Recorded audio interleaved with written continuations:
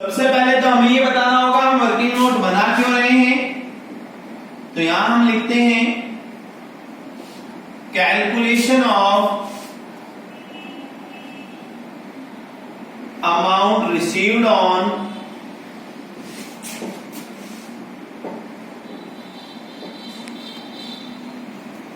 Allotment.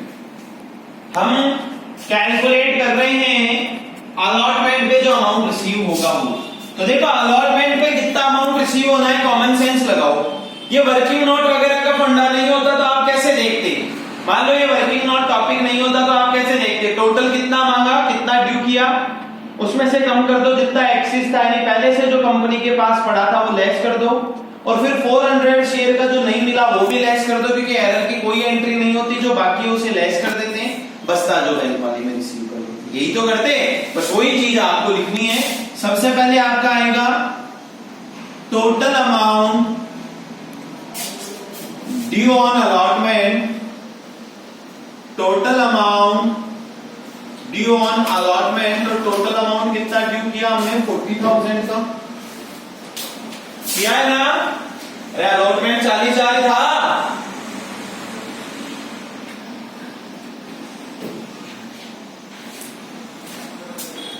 फिर less used excess application money. तो हमने कितनी एक्सेस एप्लीकेशन मनी यूज में ली? 8,000। तो यानी हमारे हिसाब से बैंक में कितना रिसीव करना चाहिए था? 32,000। इसमें से भी आपको लेस करना पड़ेगा, लेस एरर अलॉटमेंट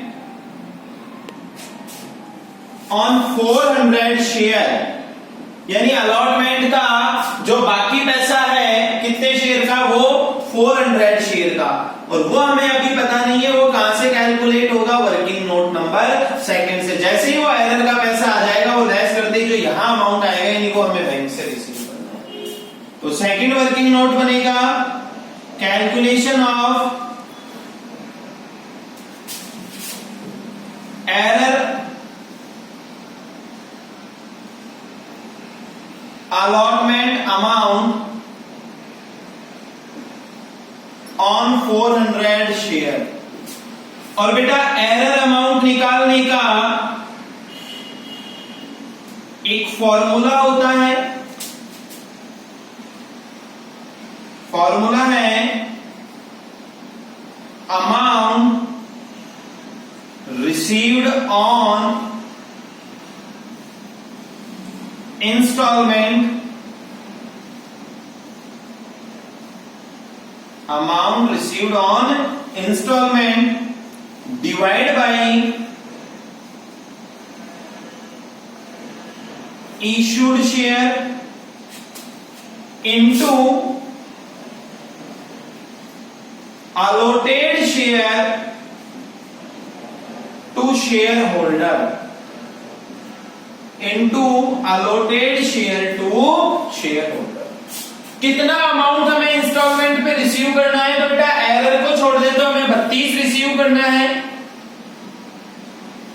इशू आपने टोटल कितने शेयर किए थे? तो आपको याद हो तो हमने 10,000 शेयर इशू किए थे, और जिस शेयर होल्डर के कारण ये वर्किंग नोट बना, यानी अलॉटमेंट किनका एरर था? तो 400 शेयरों का अलॉटमेंट एरर था, वो इनटू में आ जाएगा।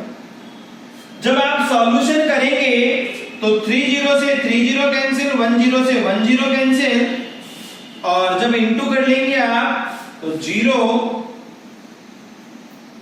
1280 रुपए आपका एरर आया। कितने शेयरों का? 400 शेयर का।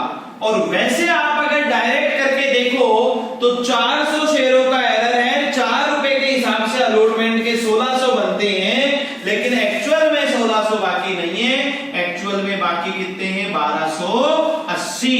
तो यहां जो आपका आंसर आया वो आपका आंसर आ गया है 30,720 रुपए। आपका कौन सी एंट्री में जाएगा बेटा? 30,720 रुपए आपके बैंक वाली एंट्री जो अलॉटमेंट की थी वो इतनी सी। फिर से समझ लीजिए एक बार वर्किंग नोट कैसे बना। सबसे पहले टोटल ड्यू अलॉटमेंट का कितना है वो लिख दिया, उसमें एक्सिस मनी का कितना यूज हुआ वो आपने लेस कर दिया, फिर जो बचा उसमें से वो 400 शेयरों का पैसा लेस करना है। अब आप बोलो कि सर वो डायरेक्ट ही लेस कर दो ना, 400 इंटू 4 रुपए अलॉटमेंट के हिसाब से 1600। अगर डायरेक्ट ही करना होता तो वर्किंग नोट क्यों बनता, फिर तो जैसे फर्स्ट कॉल में वहां से डायरेक्ट हो जाता। लेकिन वर्किंग नोट बन रहा है इसलिए डायरेक्ट नहीं आएगा, उसके लिए वर्किंग नोट सेकंड बना।